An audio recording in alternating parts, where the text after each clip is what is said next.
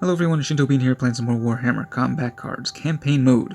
We are playing Necrons versus Chaos. This is a max level event with 400 deck points. Now I've already got plenty of copies of the Deceiver, so I haven't really been running many keyword cards. But I'm running pretty much the exact same deck that I've done in past 400 point Necron campaigns, and really there's no point in running anything other than this if you're just looking to win, unless you have the new Lords of War, which Necrons now have, I think, 3 of, which I don't have at the moment, but you don't really need them when you've got Trazyn the Infinite, who is exceedingly powerful. I think for these campaigns in particular, he is hands down the best Warlord. There's no reason to use anyone other than him.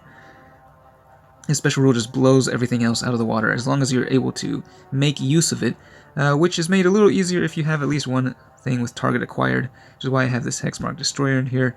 This guy, definitely one of the MVPs. One of the best legendaries for this cost in the game, I think, with 4 shields and Inspiring Presence and a lot of damage and health. And Rakir the Traveler, also quite useful with the Furious Charge and Scout. The Tesseract Arc can deal a surprising amount of damage and is also very tanky. Nightbringer and Tombstalker both have Fear. Deceiver is quite good, solid damage output and 2 shields. And then the Doomsday Arc just has a lot of damage output as well.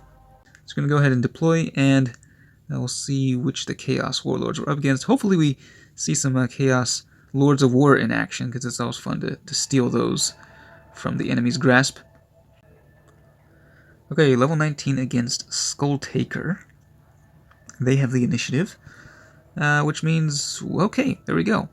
Right off the bat, we got the Lord of Skulls. Now that is a prime target. It's the most expensive bodyguard in the Chaos roster, so obviously we're going to want to target that. Hopefully they don't have any taunt, because that could pose some issues. We'll go with, well, we do want to try to kill the thing in one turn. Well, on our next turn. They're going to be going melee, I think, by the looks of it, if they have Karn the Betrayer on the field. I think we'll try this guy. We'll see what happens when we combo just a bunch of like Alpha Strike. We got the Precision Shot, 2 Furious Charges that will be targeting the Lord of Skulls with the target acquired. So that right there will do a lot of damage from the outset. And we'll see if it's enough to steal it. Hopefully we don't overkill it, because there's the danger of that. The Nightbringer does 105, so I think we should... Oh, they're going ranged, actually. Well, that pretty much guarantees that we will steal that card. Counterattack from the Hexmark Destroyer does enough damage to bring it below 25%, so that thing is now ours. We can deploy it on a later turn. One thing you do have to watch out for and be aware of is Trazyn's special rule does not activate if the card you stole kills an enemy. Well, unless you're playing against Necrons, because it has to be a Necron unit that does the kill and blow in order to activate that. Let's go ahead and we'll switch over to melee here. The Hexmark Destroyer will go down, but that's all good and fine. We can try to steal that, whatever the thing is on the right lane. Wait till they finish attacking before zooming in on it. The Wardog Brigand. It's better to steal things that have a trait that activates when it deploys. So that's not actually really the prime target. But wouldn't hurt to steal it. I mean, it is a 60-point card with Barrage, so I'm going to drop the Deceiver down this turn. And they're switching over to ranged, so they'll actually knock out both shields on the Deceiver, debuffing my melee a bit there. Okay, taking down Karn.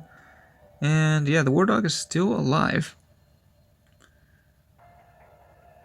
Okay, but yeah, it is still the highest cost card on the field, so we'll just go, we'll go ranged here. Steal that Wardog.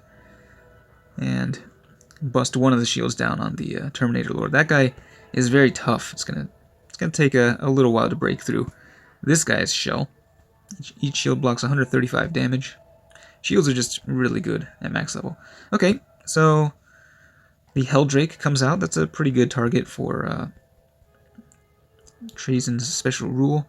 It does have Scout, ranged Scout, so when it deploys, it will boost up that ranged attack. We'll see if something more expensive comes out in the left lane, if there's like a Greater Demon. No, it's Fabius Bile, but he is going to heal everything up, so it's going to actually be pretty difficult to take down the Helldrake, I think. We'll drop the Doomsday Arc, get a Precision Barrage off here. And I think we can continue going. They actually have a solid amount of both ranged and melee on their side, so they're going to be dealing quite a bit of damage with the counterattacks, but that's okay. We still have 5 bodyguards in the hand, so it's going to be no issue, I think. Winning this game. Skull Taker's special rule, I don't think it's activated a single time yet. Really not that great at in a max level event. It will activate here, though. With the Helldrake, we'll be able to finish off the Deceiver. And, yeah, no more target acquired, so it's going to be... I mean, taking down that Helldrake is actually going to be quite difficult. We can throw down the Tesseract Arc, though. See what this thing can do. And I guess we'll maybe start using their weapons against them. So let's drop... Actually, you know, I take that back. We're going to drop our MVP over here. This guy, Inspiring Presence, comboed with the outflank from the Tesseract Arc, is going to deal some insane damage, and I think that should give us enough firepower to steal the Helldrake. Yeah, 235 damage from the Tesseract Arc. I think it does crazy amounts of damage. 95, another 98 there, and boom, that Helldrake is ours. The final bodyguard will be deploying here.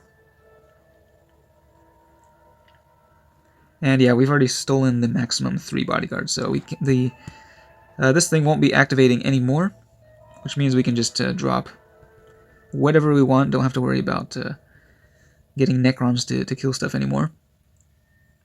Everything on our end is still alive, though. Just yeah, tanking all that damage, and here comes Skull Taker deploying. And we can continue going ranged here. Looks like they will kill at least the Doomsday Arc, I think, will go down next turn. Hopefully, I do want to get the Lord of Skulls out. That would be fun. I mean, obviously I don't own it, so I've never played the card. We have 4 bodyguards, so there's a chance it won't show up in the hand on this last deployment. And actually, they're going Psychic. Oh, no. I guess, yeah, we just dealt too much damage. And, I don't think... Yeah, there's no way I can actually not win. Yeah, that's kind of sad. Well, I guess no Lord of Skulls for us, but there's the knowledge that it was sitting there in the hand along with the Helldrake and 3 other Necron bodyguards. So, this was only, I think, level 19, was it? In the campaign, so still fairly early. But yeah, I mean, this composition is just so overpowered. It's ridiculous. And, I mean, if they're going to make it so that Warlord Special Rules don't require cards of the same faction to trigger it, that would make, like, Trazen even stronger.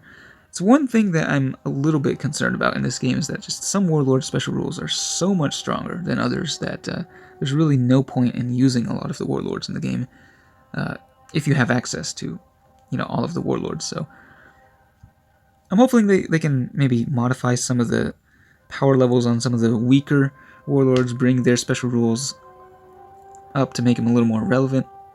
For now, I mean, Trazen is hands down the strongest Necron Warlord in my book. So, that's it for this one. Hope you enjoyed it. Thanks for watching, and I will see you next time.